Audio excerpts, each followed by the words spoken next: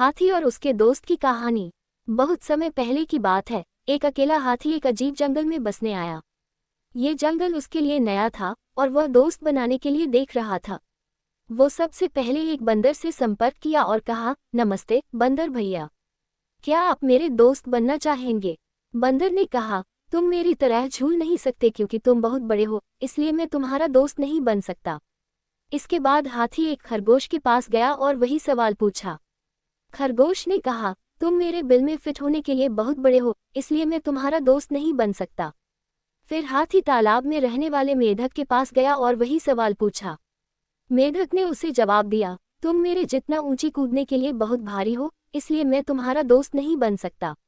अब हाथी वास्तव में उदास था क्योंकि वह बहुत कोशिशों के बावजूद दोस्त नहीं बना सका। फिर एक दिन सभी जानवरों को जंगल में इधर उधर दौड़ रहे थे।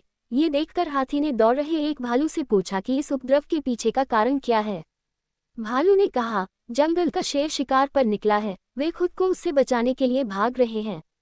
ऐसे में हाथी शेर के पास गया और कहा कि कृपया इन निर्दोष लोगों को चोट न पहुंचाओ, कृपया उन्हें अकेला छोड़ दें।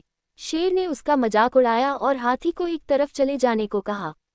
तभी हाथी को गुस्सा आ गया और उसने शेर को उसकी सारी ताकत लगाकर धक्का दे दिया, जिससे वह घायल हो गया और वहां से भाग खड़ा हुआ।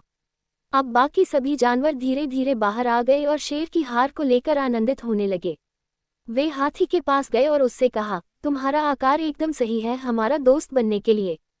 कहानी की सीख। इस कहानी से हमें ये सीख मिलती है कि एक व्यक्ति का आकार उनके मूल्य का निर्धारण नहीं करता है।